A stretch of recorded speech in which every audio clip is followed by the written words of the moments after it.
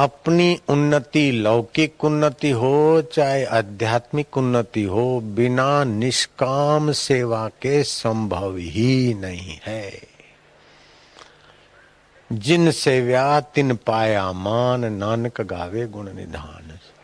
सब ते सेवा धर्म कठोर, आई सेवा सच्चाई से सेवा होनी चाहिए। नहीं तो आजकल तो हमारी रेलवे इतने साल से सेवा कर रही है, हमारी ट्रांसपोर्ट कंपनी इतने साल से सेवा कर रही है। अब सेवा कर रही है कि माल मलिदा कमा रही हो तो तुम ही जानो।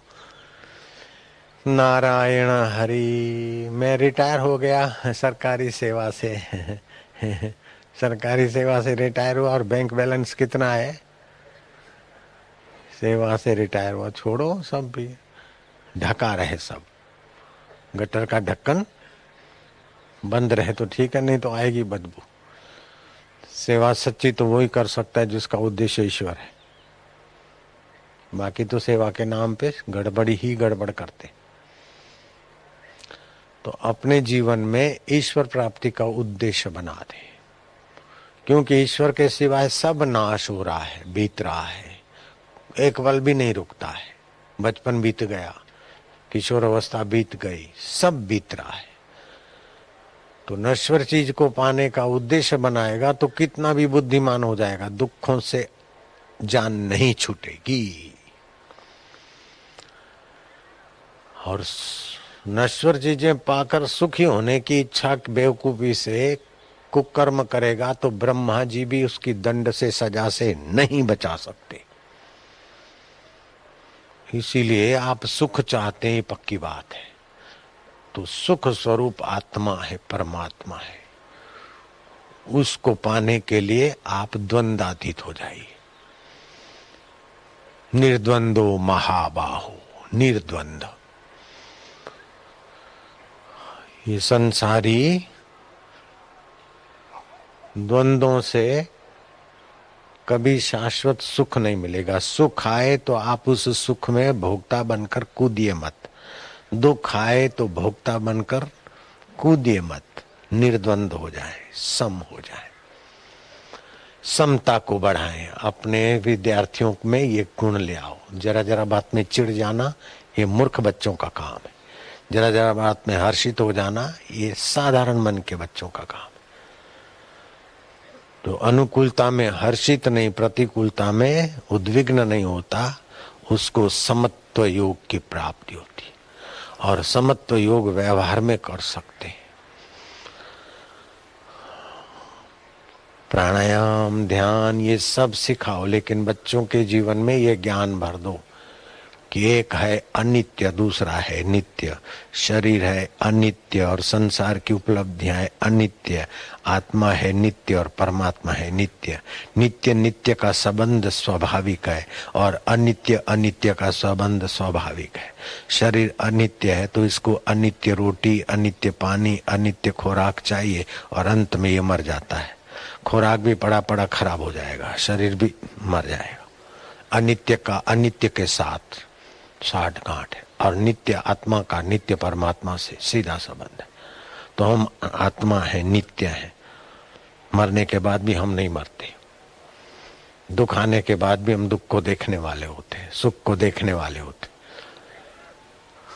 और गुरु मंत्र की महिमा, ध्यान योग शिविर में आने की महिमा, बापू के सानिध्य में कोई बढ़िया शिविर करेंगे, खाली विद्यार्थी विद्यार्थी रखेंगे, उसमें आने की उनको ललक जगा दो। प्यास जग जाए तो यहाँ तो खुला माल है, खाली प्यास वाले चाहिए। यहाँ तो बांटने के लिए मैं इंतजार कर रहा हूँ, आजा ले जा, आजा ले जा बस। ओम ओम नारायण नारायण नारायण। अपने ज्ञान के अनुसार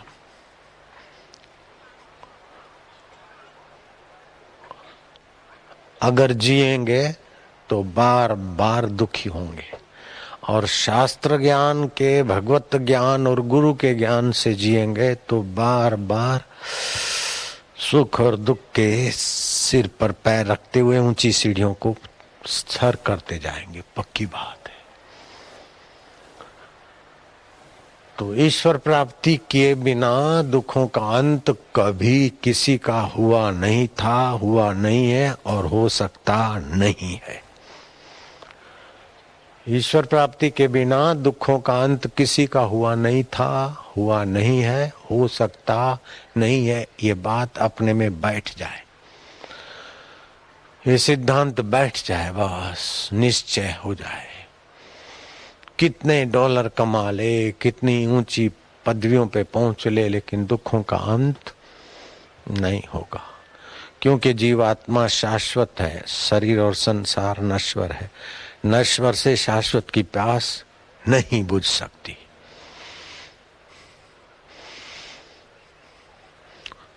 हजार हजार धोखे खाए, करोड़ करोड़ जन्मों में करोड़ करोड़ विपदाएं सही, लेकिन अभागी इंद्रियां, मन और विकारों का आकर्षण जीव को विश्रांति से वंचित कर देता है।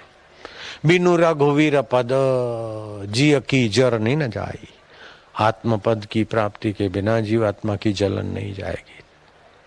संसार तापे तप्ता नाम योगो परम औषधः। संसार के तापों में तपने वाले जीव के लिए भगवत योग ही परम औषध है।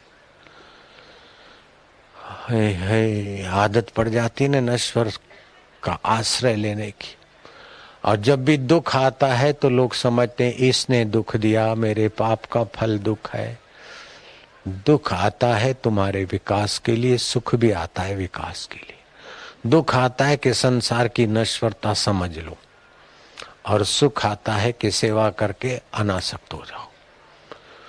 हम दुख में भी डूबते, सुख में भी डूबते हैं। डूबने की आदत पड़ गई और बोलते कोई दिक्कत नहीं, हाथी धस गया दलदल में, यूं कर रहा, बोले कोई दिक्कत नहीं। अरे मूर्ख, दिक्कत में जा रहा है। कोई दिक्कत नहीं, कोई दिक्कत नहीं, कोई दिक्कत नहीं, यूं कर रहा है और दलदल में गहरा जा रहा है। कभी न छूटे पिंड दुखों से जिसे ब्रह्म का, आत्मा का ज्ञान नहीं। विद्यार्थियों को चस्का लगाना है पास होने का, लेकिन अंदर में ये भी समझ दिया कि पास हो गए, कई कई डिग्रियां पा ली, लेकिन उनको ईश्वर प्राप्ति की अगर भूख नहीं है तो वहां भी डिग्रियां पाने के बाद भी काले धोले करेंगे और नरकों में ही जाएंगे। पास होकर क्या झक मार लेंगे।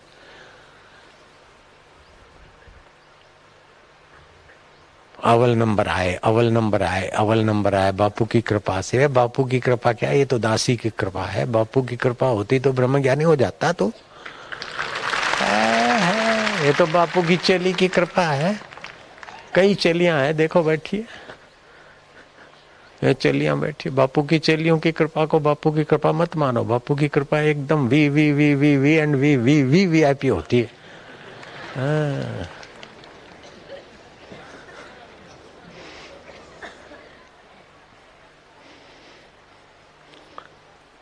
एक संत हो गए मस्तराम बाबा। कुछ वर्ष पहले उनका शरीर छूटा। बड़े से मस्ती से रहते थे, ब्रह्मज्ञानी थे। आजादी के पहले कोई कुटुंब में राजा मर गया। अब दो भाइयों के बीच झगड़ा चला, वो बोला मैं राजा बनूं, वो बोला मैं। तो छोटा भाई श्रद्धालु था और संत के पास आया, आकर मनोती मानी कि बाबा अगर मेरे को राज तिलक होता है पिता की इच्छा के अनुसार, बीच में जो अड़ंगा लगाते वो शांत हो गया, मैं अगर राजा हुआ तो बाबा राज तिलक होते ही आपके चरणों में दंडवत प्रणाम करने आऊंगा। बाबा को बोला नहीं, मन ही मन ब्रह्मज्ञानी के आगे मनोती मान के चला गया मस्तराम बाबा के पास। और महाराज वो हो गया राजा, हो गया राजा। तो दूर रथ को छोड़कर जुतियां उतार कर ताज रखकर नंगे पैर आया और प्रणाम किया। बोले बाबा तुम्हारी कृपा से मेरे पक्ष में निर्णय हो गया, मैं राजा बन गया। बोले चल साले, मेरी कृपा से, ये तो मेरी दासी की कृपा है, मेरी कृपा से तो तू ओ हो जाता कि भाई तो क्या ऐसी बातें करता है। कोई दिक्कत नहीं, अभी दिक्कतें ही दिक्कतें है। राज बनने में कोई दिक्कत नहीं है। राजा बन गया, बोले राजा बनने में आपकी दुआ से कोई दिक्कत नहीं आई, लेकिन राजा बनेगा, मैं राजा हूं, फिर दिक्कत ही दिक्कत बटोरेगा और क्या करेगा। मेरी कृपा होता तो महाराज बन जाता। दास कबीर चढ़्यो घड़ ऊपर, राज मिलो अविनाशी। अविनाशी आत्मा को जान लेगा, ये पा लिया। बोले कोई दिक्कत नहीं, दिक्कत की तो खाई में जा रहा है। बोले कोई दिक्कत नहीं, कोई दिक्कत नहीं, धंसता जा रहा है।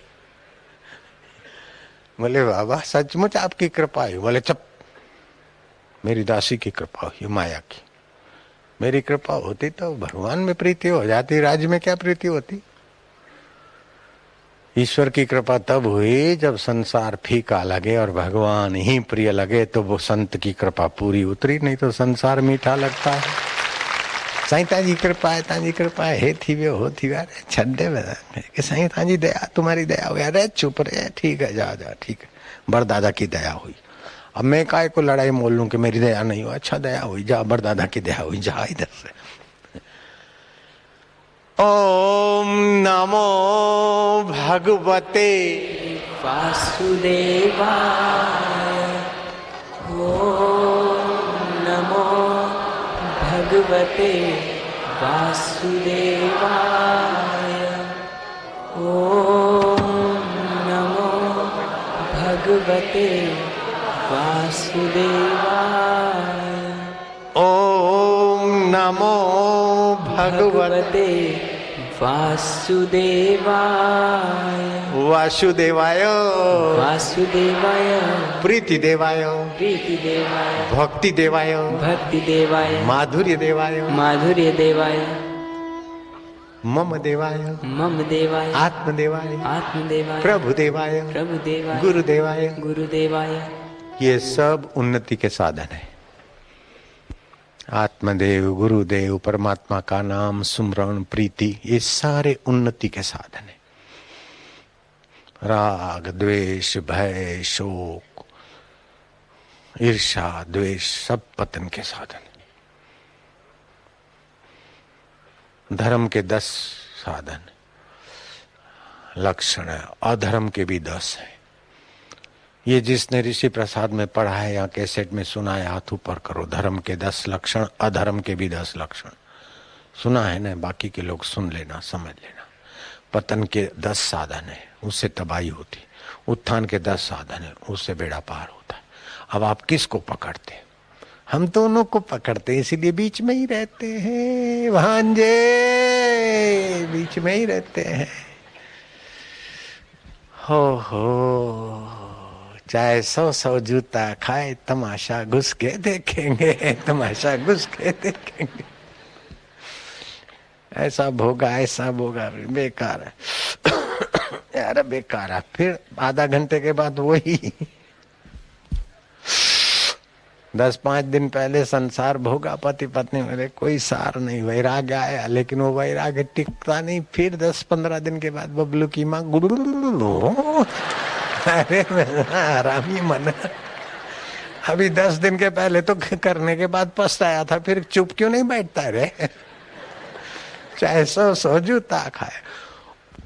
ओहो, तुलसीदास की पत्नी रत्नावली ने कहा, हाड मास की देह ममा, तामे इतनी प्रीति, 2 खड़ी हड्डियां, कुछ आड़ी हड्डियां, मांस, नसें, मल मूत्र, नाक में लींट भरी है, मुंह में थूक भरी है, बैक्टीरिया मरे हुए बदबू भरी है, कान से खुरेद निकलती है, आंख से कीचड़ निकलती है और नीचे से मलमूत्र निकलता है, और रखा क्या है? फिर भी शरीर प्यारा लगता है। उस चैतन्य को प्रीति करते तो कैसा भला हो जाता है। ये मेरे हाड़ मास को इतना प्यार करते तो इससे आधा अगर भगवान को प्यार करते तो। बोले फिर से एक बार कहिए। फिर से रत्नावली ने सुना दिया, हाड़ मास की देह ममा, तामे इतनी प्रीति, आते आधी आधी जो राम प्रति अवश्य मिटे भव भीति, वो चले गए। लेकिन यहाँ तो लेडी न जाने कितनी बार जूता सूंघा दी, सैंडल सूंघा दी, फिर भी गुड़ गुड़ गुड़।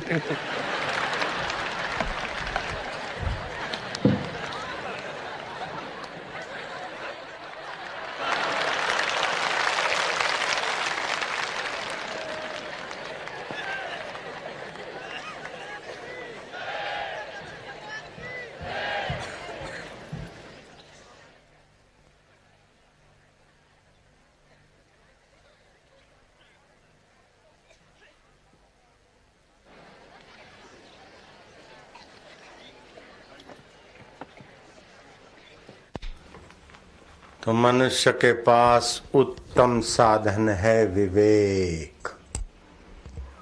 अगर वो विवेक का आदर करे, भाई अनित्य सुखदायी लगता है लेकिन सुख देता नहीं है, थकाता है। अनित्य में सुख नहीं है, नित्य में सुख है। इस प्रकार का विवेक कर ले।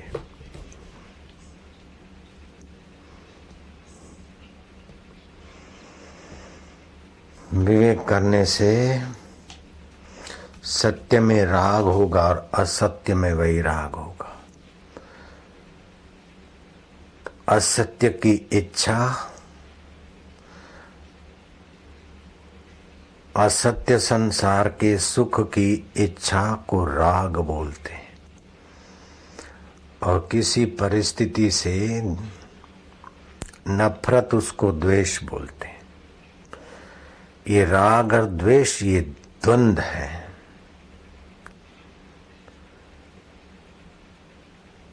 इस राग द्वेष को जीतने के लिए भगवान उपाय भी बताते हैं। भगवत गीता 7वें अध्याय का 27वां श्लोक है।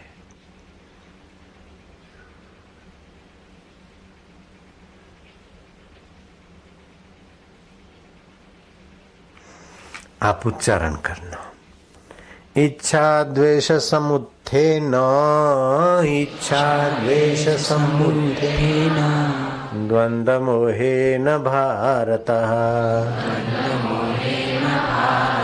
सर्वभूतानि सम्मोहम्, सर्वभूतानि सम्मोहम्, सर्गे यान्ति परम तपः, सर्गे यान्ति परम तपः। इसमें उद्बोधन बहुत समझदारी का परिचय देता है भगवान की दूरदर्शिता का।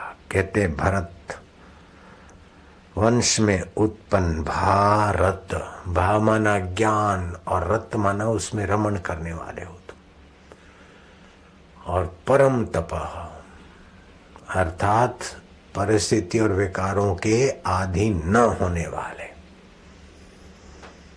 ज्ञान में रत रहने वाले और परिस्थितियों के विकारों के अधीन न रहने वाले।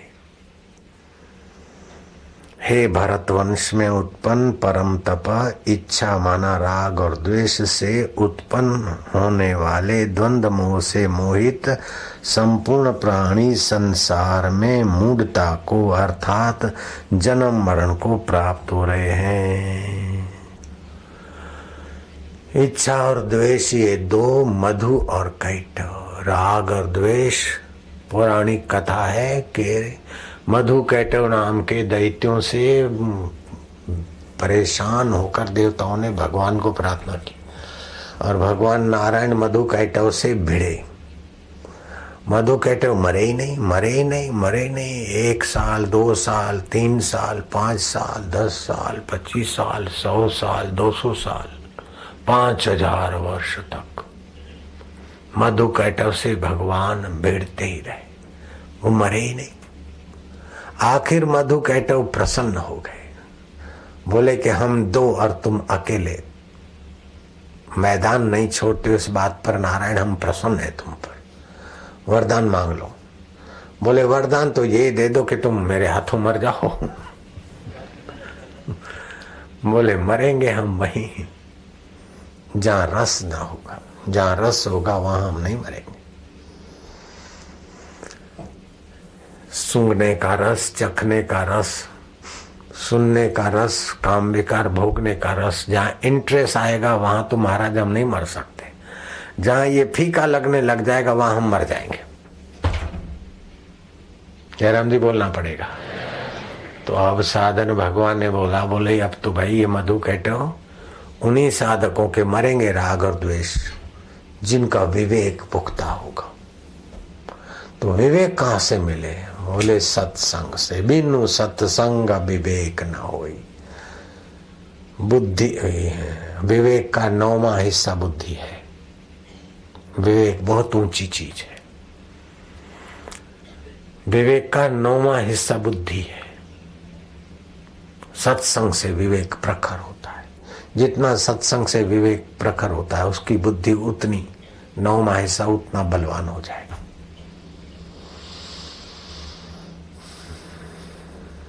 बिनु सत्संग विवेक न होई। तो सत्संग कैसे मिले? बोले राम कृपा बिनु सुलभ न सोई। भगवान की कृपा अथवा संत की अहेतु की दया अथवा अपना पुरुषार्थ,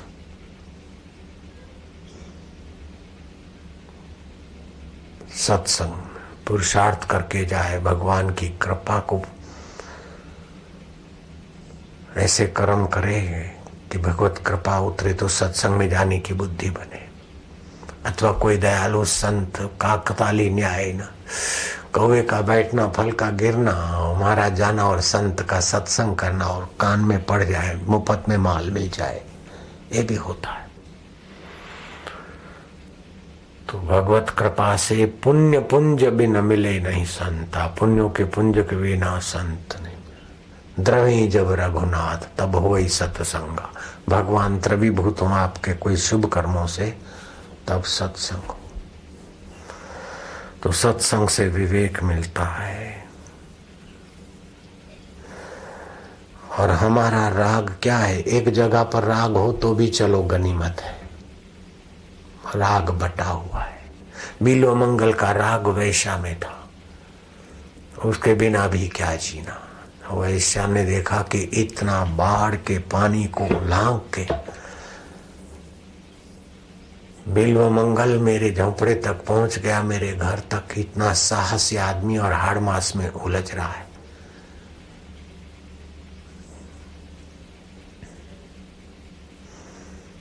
वैश्या ने डांट दिया। वही वैश्या में जो बिल्व मंगल का राग था वो भगवान में बदल गया। सूरदास, वही बिल्व मंगल में से संत सूरदास का प्रागट्य हो गया। तुलसीदास का राग था और पत्नी ने सुना दिया, वही राग काम का राग राम में बदल गया, संत तुलसीदास बन गए। ऐसे हमारा द्वेष भी एक जगह हो तो भी काम चल जाए। शिशुपाल का द्वेष भगवान में था, भगवान से द्वेष करते करते भगवत चिंतन तो हुआ न, भगवान में ही समा गए। कंस का भय था भगवान के प्रति, हमारा जरा इससे डरे, जरा उससे डरे, जरा इधर राग किया, जरा उधर राग किया, जरा उधर। जिनका भय है, द्वेष है, भगवान से भयभीत है, भगवान से द्वेष है, वो भगवत चिंतन तो उनका होता है, मुक्ति तो हो जाती है, लेकिन भगवत रस का आनंद नहीं आता। लेकिन जिनका भगवान से प्रेम हो जाता है, भगवान को अपना मानने से प्रीतिपूर्वक भजते तो उनकी बुद्धि में भगवत योग आने लगता है, भगवत सुख आने लगता है, भगवत माधुर्य आने लगता है। मुक्ति तो हो ही जाती, लेकिन इस रसीले जीवन के द्वारा यात्रा हो जाती, उनका उद्विग्न जीवन के द्वारा यात्रा हो जाती। गोपियों का भगवान में राग था, यार भाव था। कृष्ण को अपना प्रियतम लवर मानने वाली गोपियां भी थी, लेकिन वो एक जगह राग था। तो ये राग, सभी गोपियां ऐसी नहीं थी। हाँ, बहुत बुद्धिमान संयमी गोपियों का भी कमी नहीं थी, हर कोई लोलुप भी रही हुई। भागवत में आता है, कृष्ण कहते हैं कि गोपियां मेरे को जार भाव से भी भजती है। सुखदेव जी कहते हैं जार भाव से, लवर भाव से भी भजने वाली गोपियों का भी भला हो गया, क्योंकि भगवान भगवान है।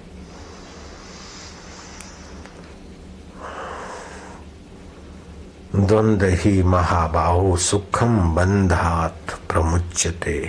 इन द्वंद्वों से ये जीवात्मा बंधता है। इन द्वंद्वों को छोड़ते ही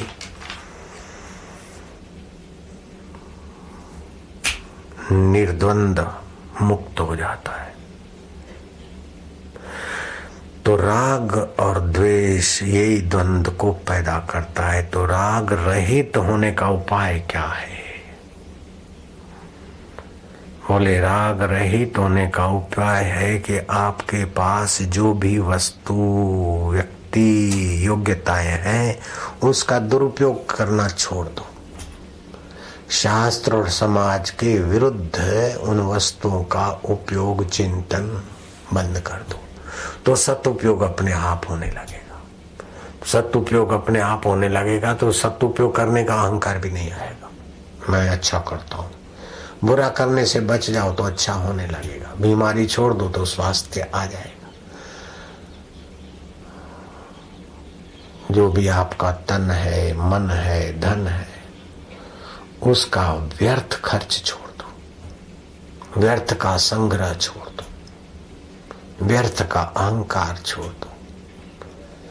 अगर रूप सुंदर है तो उसका अहंकार न करो, क्योंकि मिट्टी में मिल जाएगा। धन ज्यादा है तो कई धनवान छोड़कर मर गए।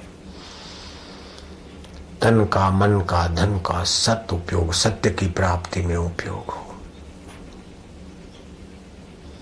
न संग्रह, न व्यर्थ विलास, अपनी आवश्यकताएं न पीतुली, और परहित सरिस धर्म नहीं भाई।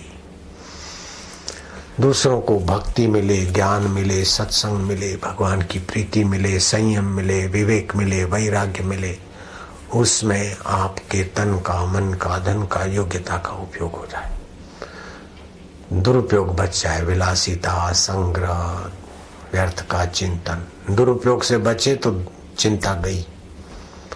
कई लोग बोलते बंबई छोड़कर दिल्ली जाएं तो सुखी होंगे। ये बेवकूफी है। दिल्ली छोड़कर कश्मीर जाएं तो सुखी होंगे, बिल्कुल ना समझ।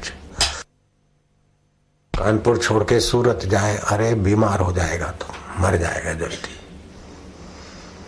समुद्र तटवर्ती निवास आयुष्य आरोग्य को ज्यादा है अनुकूल नहीं होता है।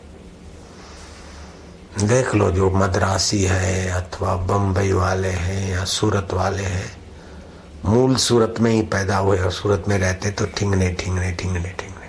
राजस्थानी सूरत में दिखे, बंबई वाले, राजस्थानी वाले बंबई में दिखे तो जरा टेकटे होंगे। लेकिन 2-3 जनरेशन के बाद कलकत्ता में जो मारवाड़ी गए हैं, 2-3 जनरेशन के बाद तो वह पुकारेंगे। ऐसे ही बंबई में समुद्र तट पर जो भी गए हैं राजस्थानी, उनका जनरेशन धीरे धीरे कमजोर हो जाता है। शास्त्र में लिखा है, आयुर्वेदिक के आचार्यों ने कहा है कि स्वास्थ्य के लिए सबसे उत्तम हवामान मरुभूमि और सबसे हल्का हवामान दरिया ही किनारा, समुद्री तट।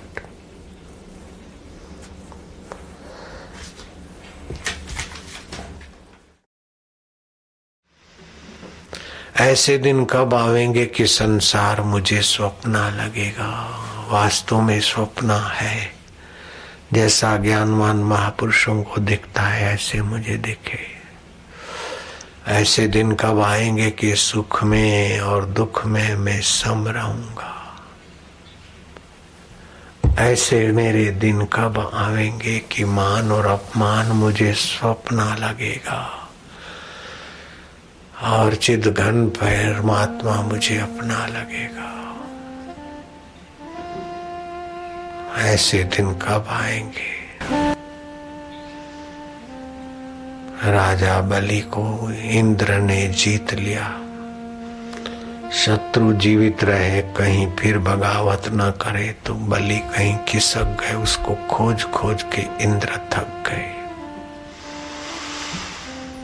देवता चारों तरफ खोज खोज के निराश हो गए कि बलि दिखता ही नहीं।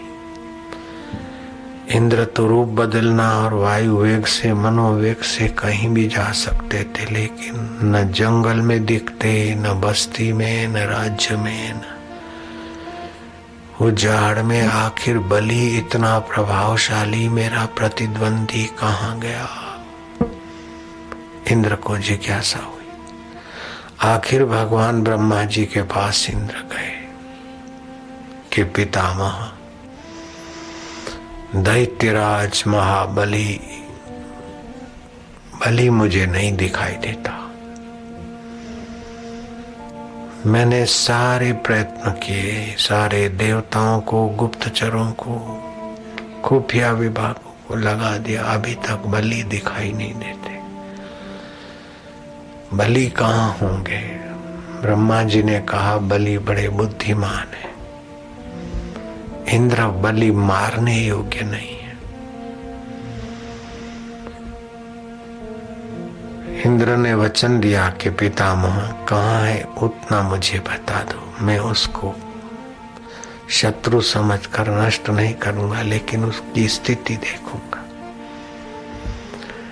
ब्रह्मा जी ने कहा कि बलि में चिंतन करने की दृढ़ शक्ति थी, जैसा चिंतन करे ऐसा रूप धारण कर ले।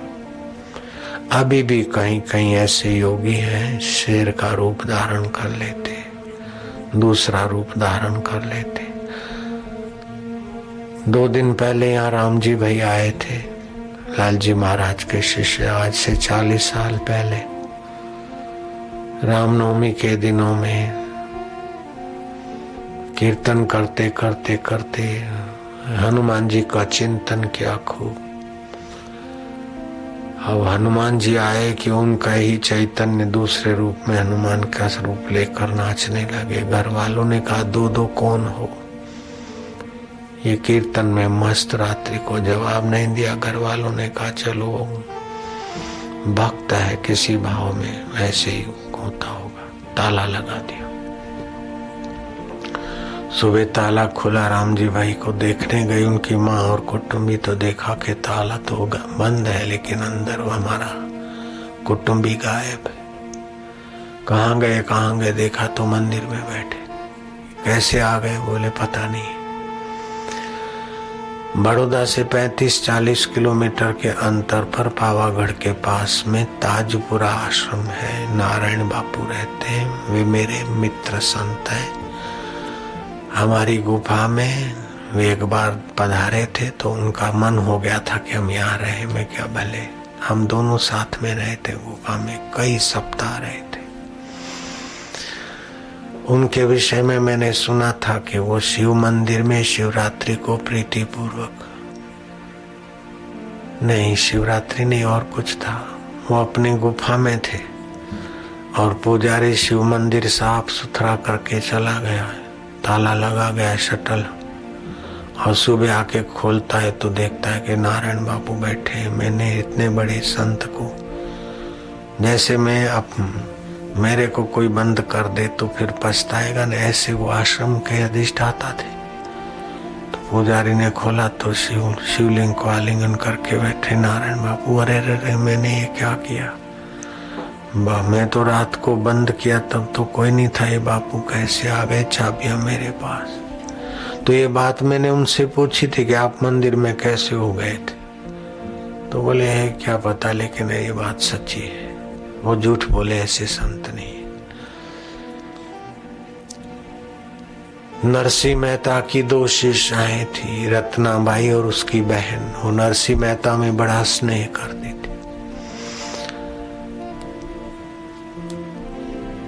कोई काशी के साधु आकर नरसिंह मेहता को प्रसिद्ध करना चाहते थे अथवा योग का सामर्थ्य दिखाना चाहते थे। नरसिंह मेहता के लिए अफवाह पैदा कर दी कि जवान जवान लड़कियों के साथ रात को कीर्तन करना ये तो सबको अच्छा लगे।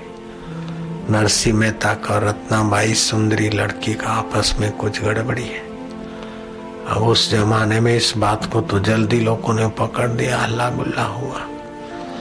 आखिर ये निर्णय हुआ कि नरसिंह मेहता अपने घर में भजन करें और 12 बजे बराबर, रात को 12 बजे वो कुंवारी कन्याएं उनके होठ पर पानी का गिलास रखती और तब वो पीते हैं।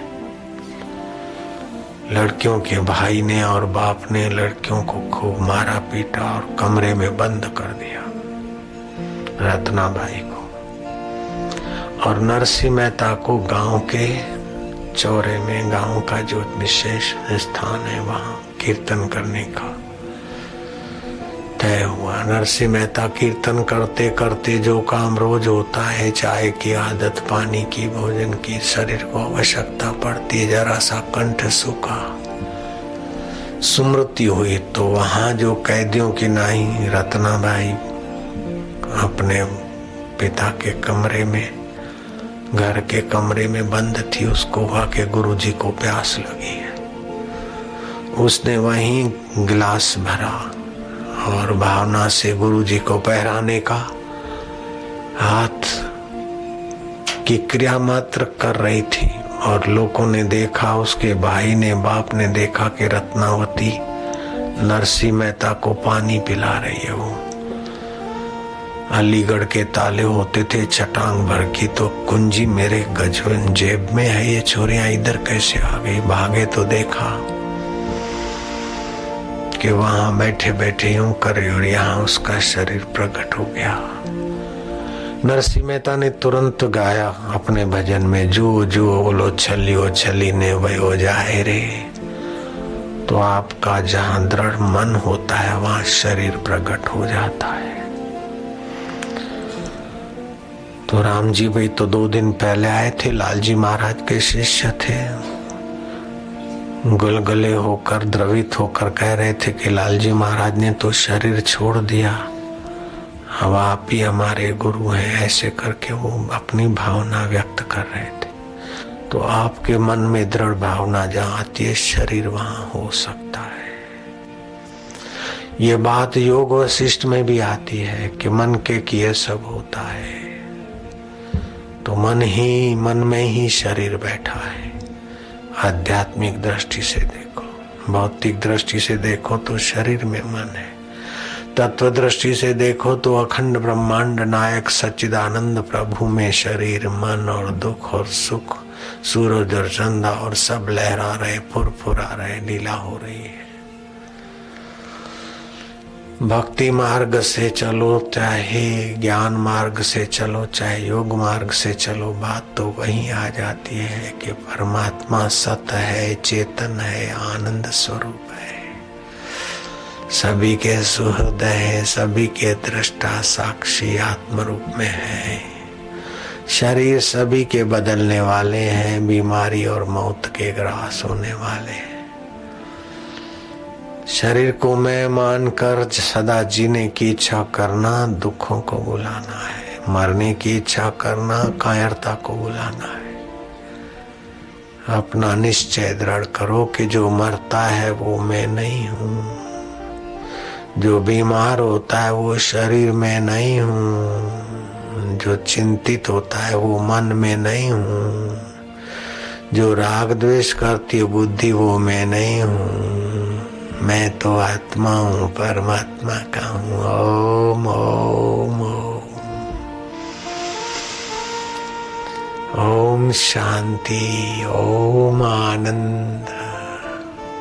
सुबह उठकर ये थोड़ी घूंट पी लो, फिर पूजा पाठ में भी थोड़े चुप हो जाओ कि सब बदल रहा है, तन बदल रहा है, मन बदल रहा है, पर्व बदल रहे हैं, दिन बदल रहे, रात बदल रहे। उसको देखने वाला सच्चिदानंद साक्षी मेरा आत्मा परमात्मा एक रस है, हम उसके वो हमारे। ओम ओम ओम। व्यवहार काल में भी बार बार उसका चिंतन करने से मन अमनी भाव को प्राप्त हो जाएगा। व्यवहार भी आपका सुंदर होगा क्योंकि मन में दिव्य सत्ताओं का संचार होगा, दिव्य रस का संचार होगा। जो भी ब्रह्म अभ्यास करते, ब्रह्म चिंतन करते, ब्रह्म ध्यान करते, उनके व्यवहार देखकर दूसरे लोग भी गुलगुले हो जाते हैं। सतृप्तो भवति, वह तृप्त होने लगता है। सामृतो भवति, वह अमृतमय हो जाता है। सतरति लोकांतार्यति। मंत्र दीक्षा जिन्होंने ली है उनको 18 प्रकार के फायदे होते ही हैं, चाहे जाने चाहे न जाने। कोई 18 प्रकार में कोई फायदा ज्यादा होता है तो कहीं कम होता है, लेकिन होते हैं 18 प्रकार के फायदे जापक को। कितना भी सुख आ जाए आप इम्प्रेस मत हो, कितना भी दुख आ जाए बीत जाएगा, बीत जाएगा। सतचित आनंद अमर है और असत जड़ दुख वैसे ही मर रहा है। अभी अपने आप मर रहा है, जैसे ये गजरा मर रहा है ऐसे ही दुख भी मर रहा है, सुख भी मर रहा है। फिर क्या इसमें मरना?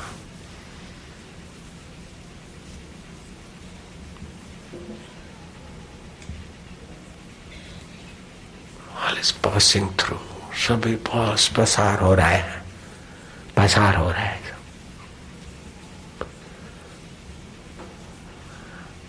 क्या करिए क्या जोड़िए थोड़े जीवन का आज, छोड़ी छोड़ी सब जात है, देह गेह धन राज।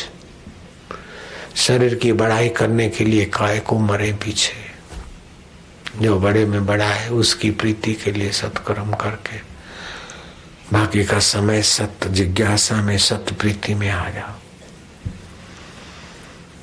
तुकाराम ने बहुत ऊंची बात कह दी कि प्रभु पहले तुम्हारी प्रीति भक्ति दे तो बाद में सत्कर्म होगा, नहीं तो सत्कर्म के सेवा के बहाने क्या क्या हो जाता है।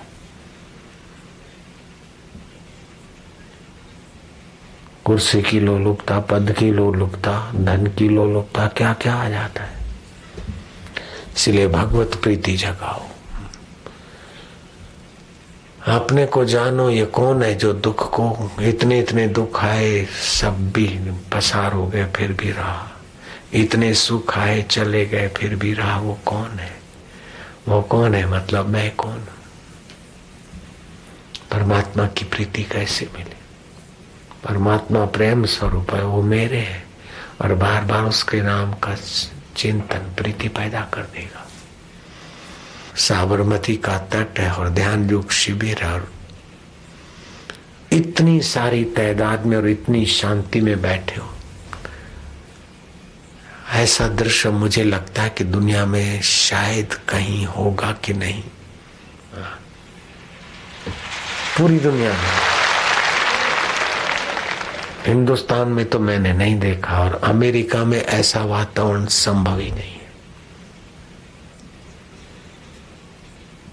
पाकिस्तान भी मैं घूम के आया, जिन देशों में घूमा वहां तो ऐसा वातावरण संभव ही नहीं है। मैं तो ये कह सकता हूं कि शायद दुनिया में ऐसा वातावरण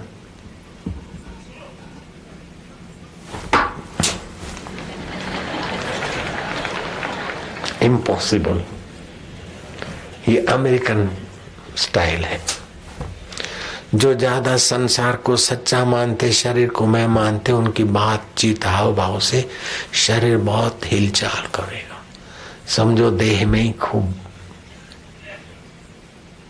बेचारे झूम गए। Europe America too much action. अभी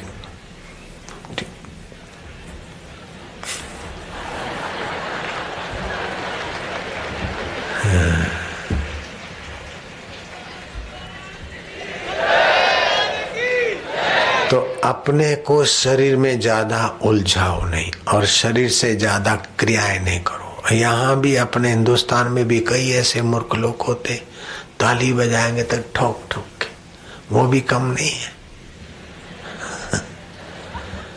पूजा पाठ करेंगे तो चिल्ला चिल्ला के थका देंगे अपने को। वो भगत के बदले भगतड़े बन जाते।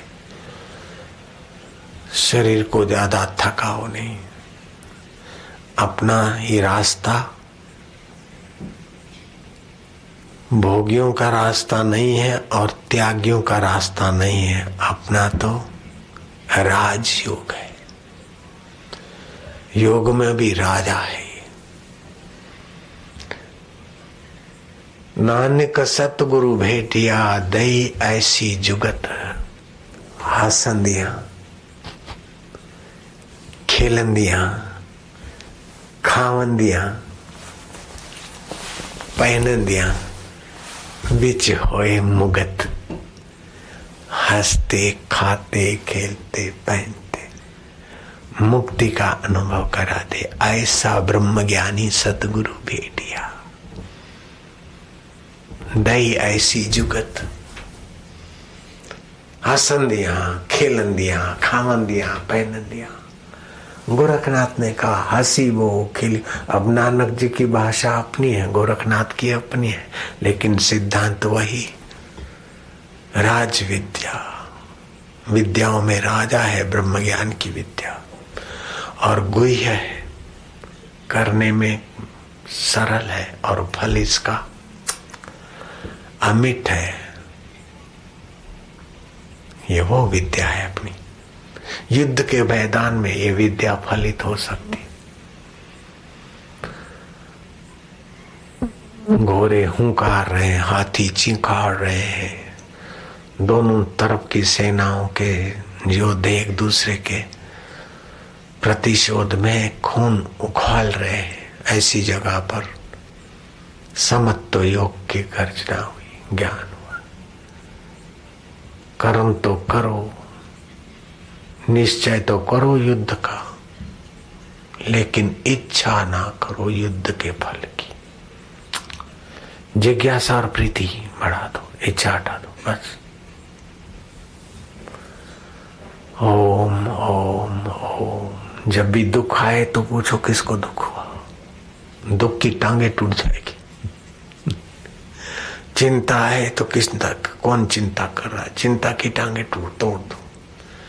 क्रोध आए तो देखो क्रोध आया है, किसको आया, क्रोध की टांगे टूट जाएगी। ऐसा राजयोग, ऐसा बढ़िया। अभी उत्तरायण के दिन ऐसी साधना तपस्या के समय पर ऐसी बातें नहीं बताऊंगा तो कहां बताऊंगा।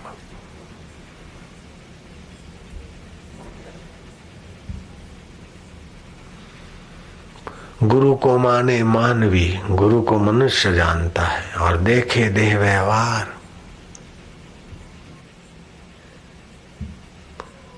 कहे प्रीतम संशय नहीं, पड़े नरक मोझार।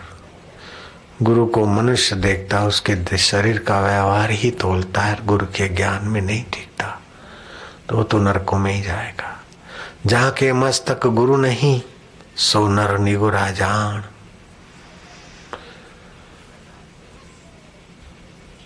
कहे प्रीतम पातक नहीं, पुरुष नहीं पाषाण। उसके ऊपर कौन सा पातक नहीं लगा, निगुर के ऊपर। चंद्र बिना जेम जामिनी, कंथ बिना जेम नार। कहे प्रीतम एम गुरु बिना, प्राणी पशु गंवार। गुरु को तन मन सौंपिए, गुरु को तन और मन सौंप दीजिए। गुरु को तन मन सौंपिए, सर्वस्व प्राण समेत। कहे प्रीतम भव सिंधु में, बूढ़त भुज ग्रही लेत। डूबते हुए का भुजा पकड़ के तार देंगे गुरुदेव। तो उसका मतलब ये नहीं कि ये बाहर के हाथ से भुजा पकड़ेंगे अथवा अपन पैर पकड़ ले, ये नहीं। गुरु के ज्ञान संकेत को झेल ले बस।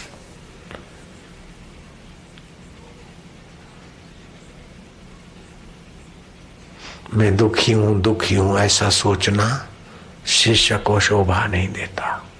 मैं परेशान हूं, मैं पापी हूं, मैं फलाना हूं, नहीं। दुख आता है जाता है, परेशानी आती जाती, मैं उसको देखने वाला हूं।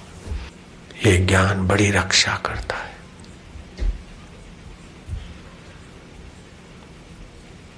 यस्य ज्ञानमयम् तप, ज्ञान संयुक्त तप हो तो मंत्र जाप, फिर मंत्र जाप के बाद चुपचाप बैठ गए। भगवान नाम महिमा अथवा भगवत स्तुति पढ़ी।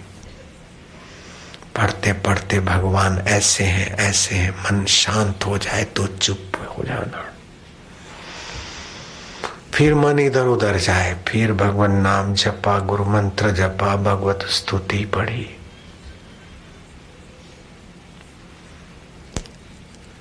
अगर डर लगता है, जरा जरा बात में भय लगता है, तो जीवन रसायन पुस्तक साथ में रखो। दिन में कई बार उसको देखो और उसी विचारों में निर्भय हो जाओगे। मृत्यु का भय सताता है, मंगलमय पढ़ो। कोई मर गया, उसकी याद आती है, मंगलमय पढ़ो और उसको सत प्रेरणा दो।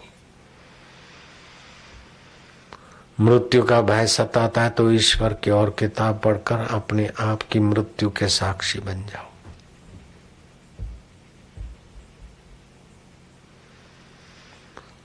महाराज हमारे को तो कर्जे की मुसीबत सताती है, बैंक का लोन लिया, अब तबाह हो गए, कर्जा बहुत चढ़ गया है। पूरा नहीं होता है, कर्जा कर्जा कर्जा। इस कर्जे की नागचूड़ में तो एक दो नहीं, अपने साधक नहीं, सारे लोग फंसे हैं। क्योंकि प्रचार प्रसार ऐसा ही है कि बस मॉर्गेज ले लो, गाड़ी ले लो, मकान ले लो लोन पर, लेकिन 5-7 साल में तो पैसे डबल हो जाते हैं। उधारा लेकर फिर रोते रहो। तुलसीदास ने ठीक कहा, रूखी भली सूखी भली सारी से संताप, जो चाहेगा चौपड़ी तो बहुत करेगा पाप। सादा सुदा जीवन, दिखावे बिना का जीवन, कर कसर वाला जीवन, कर्जा करके टिप टाप रहना, नींद आराम करना है। मकान मॉर्गेज करा के फिर धंधा करते, इससे मकान बेचकर ही धंधा करो। लोन लेकर धंधा अथवा लोन लेकर शादी, लोन लेकर गाड़ी, लोन लेकर। विदेश में तो ये लोन और क्रेडिट कार्ड ने तो आम आदमी को तो नोच के ऐसा कंगला कर दिया है कि वही गोरे जानते बेचारे। ये तो हिंदुस्तानी जाते कर कसर से जीते, बाकी वे लोग तो मॉर्गेज में और ब्याज भरने में और क्रेडिट कार्ड में क्रेडिट लेस हो जाते। हफ्ते हफ्ते पगार मिलता है, शुक्रवार को उनको पगार होता है तो अड़ जाते, हेकड़ी में आ जाते। शनि और रविवार को पैसे लेने देने उड़ाते और सोमवार को बकरी जैसे हो जाते अमेरिका में। तो ऐसे उड़ाऊ क्या बनना और ऐसे क्रेडिट कार्ड क्या ले लेना कि जिसमें अपनी शांति भंग हो जाए। 4 दिन की जिंदगी, लेकिन उसको जीने का तरीका भी बहुत सूक्ष्मता से चाहिए। गुरुकुलों में खान पान और स्वास्थ्य की बातें समझाई जाती थी। अभी तो पिज्जा खाएंगे, जूस पिएंगे, दही वाली चीज खाएंगे, आइसक्रीम खाएंगे, भोजन खाएंगे, फिर आइसक्रीम खाएंगे तो ट्यूमर बनेगा, आगे चल के डाइजेस्ट पावर खराब होगा। ये बेचारों को पता ही नहीं। 15 दिन में 1 दिन उपवास जरूरी है। तो जो तामसी खान पान करते हैं, जो पापी हैं, वे आसुर योनि में जन्म लेते हैं।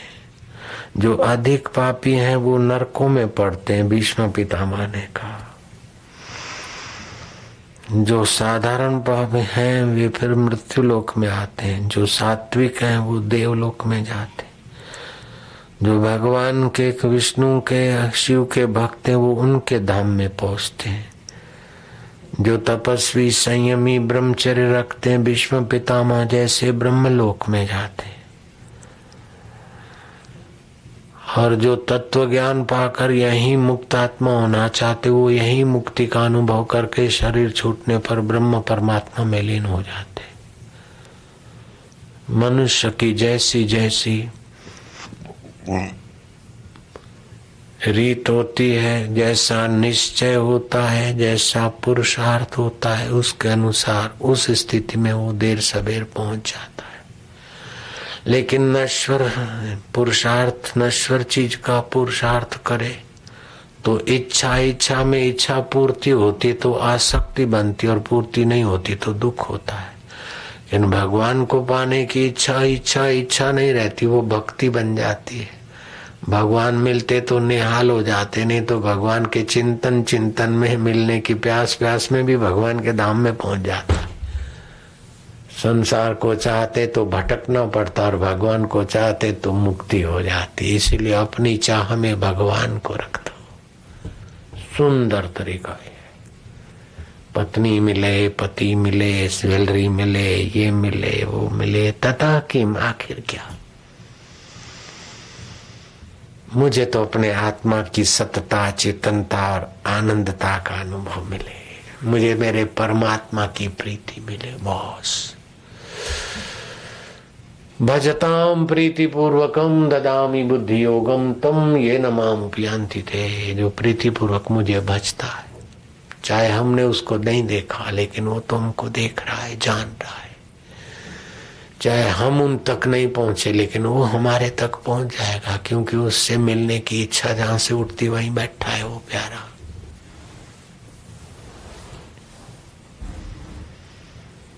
God helps those who helps themselves. Nothing is impossible, everything is possible. Try and try will be successful. Dollar के लिए लोग रोते, crying, wandering here and there for money is only for me. For what for? Oh, only for body, your body? No, your soul.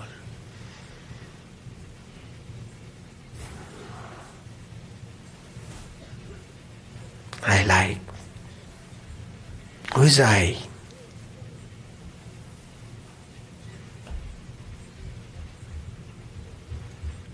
Your mind is I, body is I. Who is I? Ask yourself, who is I? Who am I, boy? Narayan Narayan, ये कर दिया, इतना मिल गया, इतना dollar कमा लिया महीने में, इतना प्रैक्टिस करता है साल में 500,000 नहीं, 1 million 2 million प्रैक्टिस करता है। तो साल में 1 million नहीं 1,000 million कमा ले तो क्या हो जाएगा? 1 billion कमा ले, trillion कमा ले, after then what will be? Be tension.